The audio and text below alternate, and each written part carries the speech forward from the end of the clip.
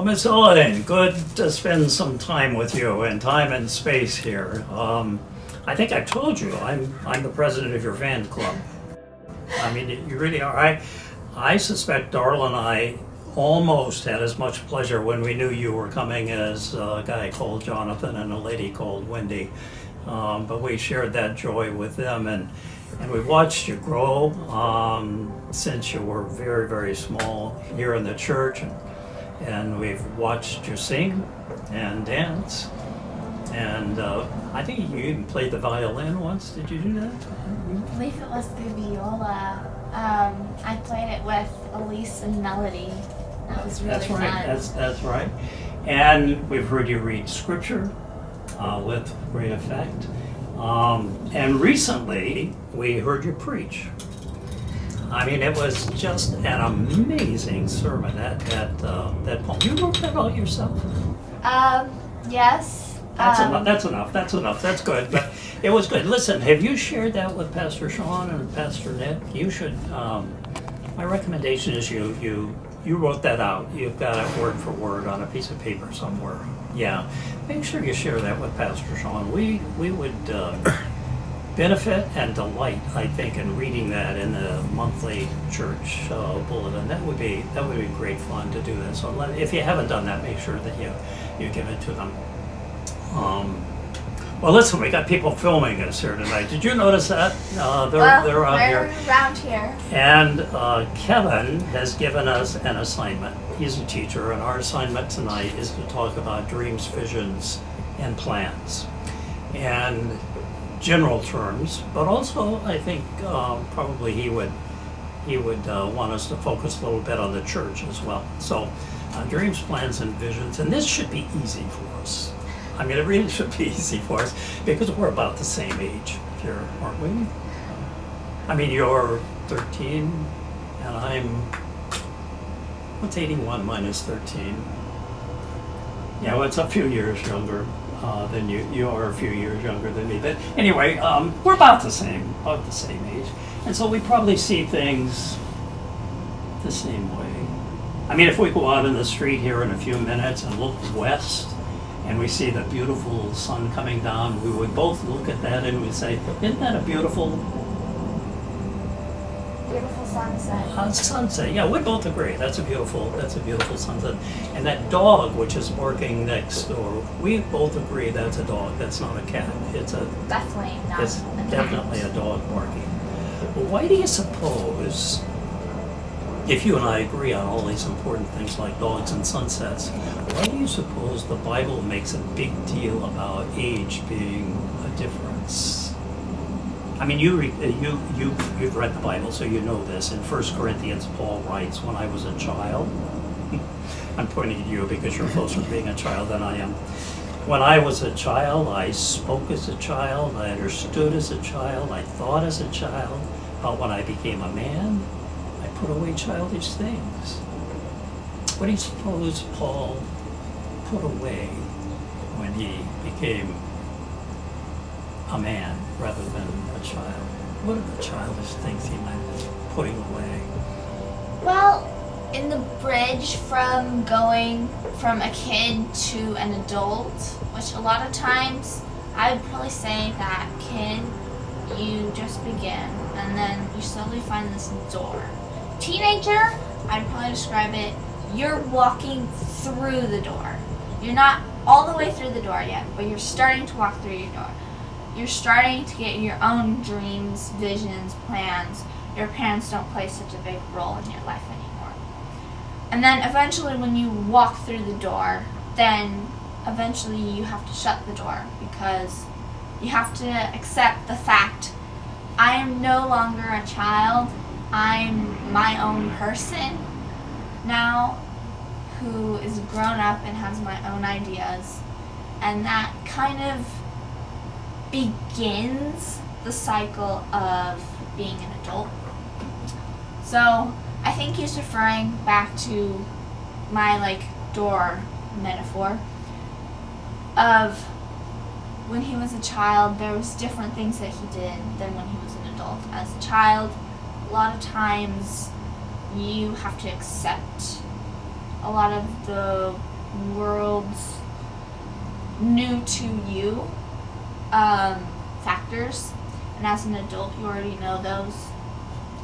So I think he's kind of saying, I'm going from the mind of a child where like everything is new to eventually where I can recognize a lot of the world and I understand a lot more. So you're in the doorway right now. You're not through the door. So you're still leaning on Mr. and Mrs. Pesky for some ideas and some guidance and so forth. But you're looking and you see the door is open. So there are some things you're going to set aside. We'll come back to that as we think about the impact of that on church, because you're inheriting right now as a child decisions that your mom and dad have made. And pretty soon you're going to be at a point where you have to make decisions on your own. And then in Acts, Luke writes that the young see visions, but the old will dream dreams. What's the difference between a vision and a dream? And I wonder what Luke had in mind when he said, "You see visions, but I see dreams." So this is almost going back to Pastor Sean's sermon, which was last Sunday right now. So she said that visions are not just like the ending. Visions are the beginning. I feel like that's a good definition. Visions are what you have in mind. They start, you want a path. And then eventually you're going to go different paths or even stay on the same path. But the vision is like your original idea. Like when you're in English class, the teacher will have you write first a draft. And over time you're going to rewrite it and you're going to add on to it. And then finally, final draft. The visions are like your first draft, and the end result is your final draft. Are you suggesting I've already written my paper, and so now then all I can do is take a look back on it? But in some ways that's true, isn't it? Because I've already handed my paper in. I'm still tinkering with it, because I like to tinker. But my paper's a little more complete than yours is. Okay, let's tease that out a little bit more in terms of the way that age is a variable. Do you suppose your needs and wants are different than mine? I would say probably, yeah. Even people that are the same age will have different needs, different wants. Like for me, my needs and my friends' needs, though like everybody needs food, everybody needs water, different needs of like you need to be busy in your life, or like for me, I need to have good grades. So that's like different needs and different wants. Their wants are a lot different than needs, because a lot of people have wants and a lot of us want some of the same things, like being wealthy, being happy, but we all kind of want them in a different way. And for older people, they have more experience, so they see it kind of differently than younger people do. And also, when you're younger, your needs and wants tend to be almost enormous and big. Like, I want to have a baby unicorn as a pet when I grow up. Whereas most of the time, adults will say like, I want to have a pet cat right now. So Lillian, do you think our age difference means that we worry about different things? I would say yes. Like the needs and wants, that would be affected as well. So we would probably worry about different things. Like I would worry about school, whereas you would worry about like different jobs or like your family, like your kids. So we worry about different things. Essentially, the things that we worry about, doing good in life, our family and our friends, all are generally the same, but are technically broken down into different parts where they are different. So Yeah, I don't have to worry about homework. You're gonna worry about homework tonight, and yeah, so age has a big difference in terms of what we worry about. What about the flip side of that? What about things that bring us pleasure? Do you think our age difference makes a difference in terms of what brings us pleasure? When I came in tonight, you were doing what? I was playing Minecraft with my brother. Do you know how much time I've spent with that control in my hands? Never, never, never, never, never. So what brings us pleasure? Let's just think of some things that bring us pleasure.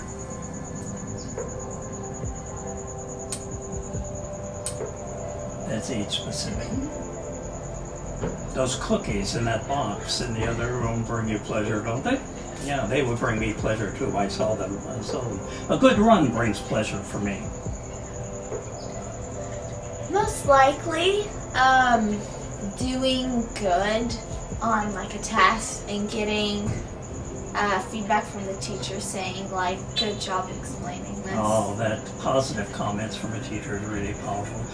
A phone call from my grandkids really brings me pleasure. So also when you said phone call, that reminded me of a time. So it was my English teacher, and she called my house, and my mom was like, oh no, something must have gone wrong. And she said, I just wanted to thank you because Lillian sent me an email telling me how great I was, because that day the kids in the class were acting crazy. I could tell that she was stressed, so I was like, you know what, I'm just gonna write an email to her telling her that I was so Doing good brings your pleasure. Yeah, listen, that's a life lesson. I think that transcends age. That's true. That's true of all of us. Reading a book is really pleasurable to me. I mean, turning off the TV, house is really quiet, and I got a good book to read. That is really, really, really pleasurable. I'll bet you read a lot too. I do read a lot. I've recently run out of books to read on my bookshelf, so I've started looking at the other bookshelves to try to find some books to read. Well, if you have trouble finding books to read, I know somebody that has some recommendations for you. I could get them to you. How about this? Do you suppose you and I are equally... Pastor Sean said on Sunday we need to be, what was the word she used? Flexible. Remember that? I don't think she was talking about the dance floor. Okay, so we need to be flexible. Do you think you or I are more flexible? It depends on what you are talking about. Oh, you're way too smart for me, but go ahead. So, if flexible means you have a lot of like open life ahead of you, then most likely me. If you're talking about like being more flexible about this person like knows this person knows this, like connection and being able to do different kinds of work, I guess. Like you would probably be better at that because you've had more experience than I've had. So it kind of depends on what's flexible. I think one of the you're being too kind to me. I think one of the truths of life is that as we get older, we lose flexibility in all sorts of ways. And I think that's a very good cautionary note that the pastor gave us on Sunday morning, because I think it was aimed more at me than you. We get, as we get older, comfortable with routine, and so we like certain songs in worship. We like to go to church at a certain time. We like a certain kind of predictability to our day, and you're willing to take whatever comes your way. And that's one of the big challenges of the church, is that I think people my age have less inclination to be flexible than you. We're good-hearted, I think, for the most part, and we try, but it's just built into our DNA that we get comfortable making choices of getting up at a certain time, doing a certain routine, and that becomes an issue for us. So here you are, you're 13 years old? Yeah, 13 years old. Wow. How long ago was that for me? It's really nice that you didn't ask me how we got along with the dinosaurs. So, how do you think, given where you are right now at 13, halfway through the door, in what ways has the First Baptist Church of Redlands been a forming agent for you? How has it helped shape how you think, what brings you pleasure, how you craft meaning, how you relate to other people? How has First Baptist Church played a role in that? So, probably the biggest was kindness. The church has always been filled with people who are kind and willing to accept you into different groups, willing to accept different parts of like your personality, and there's always like a place, and everyone will always be kind. But you and I could put names to those people that you're talking about, couldn't we? I mean, it's not just a kind of generalization about people. It's really a specific statement about particular people in our life who we've encountered, who have been role models for us, been guides for us, been nurturers for us, have been problem solvers for us, have been teachers for us.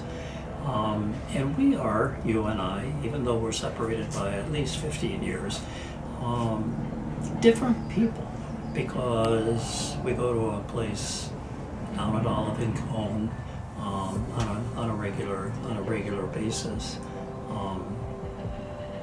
I think when I think about how different I am as a result, let me say that differently.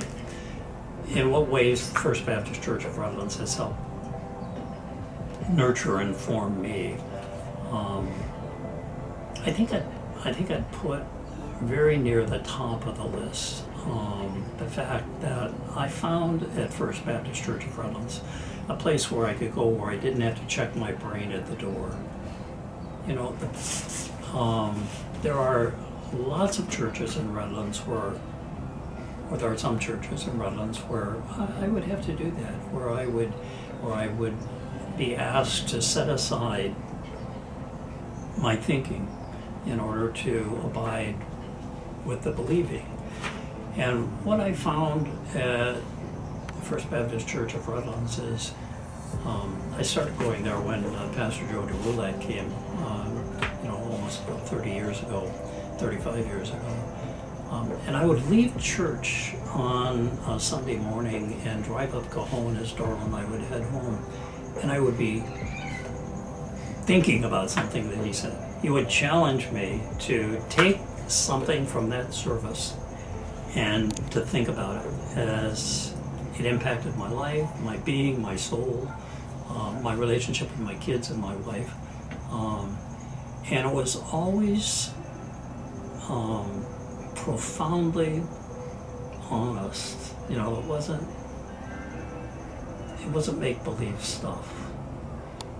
And I found it not only from the pulpit, which Redlands Baptist Church, First Baptist Church of Redlands, has benefited from forever with great pastoring and great preaching, but with people in the church as well.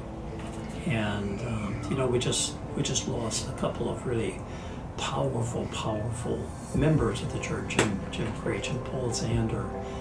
And I just think of how profound their example is for all of us in terms of service and what it means to be a Christian.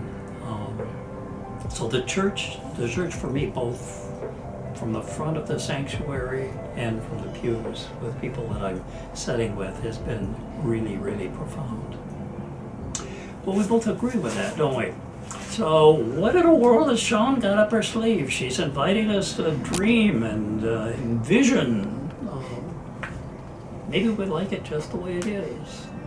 But she's invited us to move to a little to the right or to the left, depending on what you prefer there. So when you think about that, how might First Baptist Church of Redlands benefit from your vision for a future that might be slightly different from what we're doing now? This is a tough question, but most likely, some people have mentioned this before, but the greeting, a lot of times you walk into church and you sit down and you don't really get a chance to really say hello to people, and after church sometimes people have to leave and go. So I feel like sometime like before or after church, just to be saying hello to people in the church. So a lot of times you don't always get to see those people out around town. Also, because I have school, then it's kind of hard to go and do other things.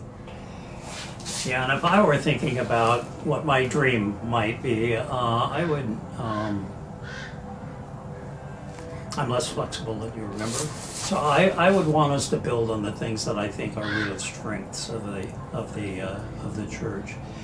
I'd like to give Richard Stephan a headache because I love church music, and what I'd like to do is to give him so many people in the choir that he wouldn't have any place to put them.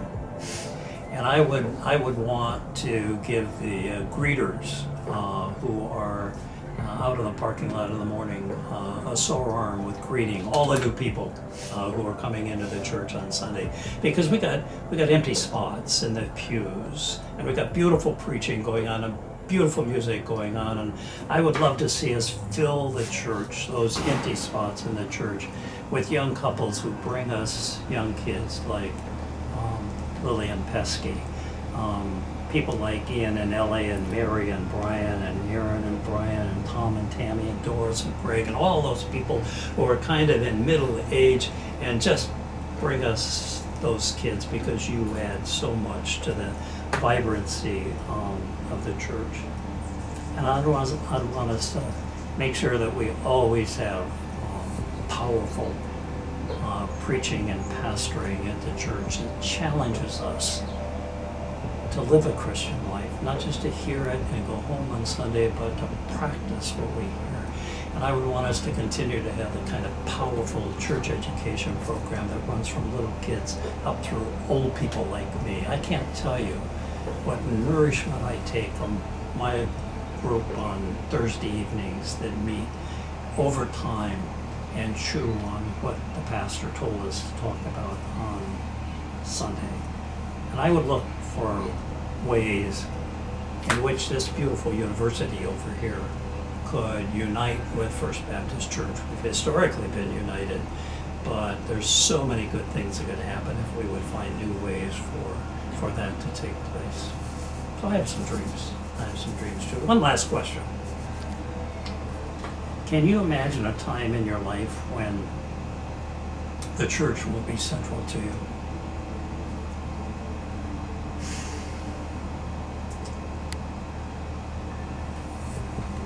That's not a trick question. You're going to tell me no. You know what? And I'm going to say no as well.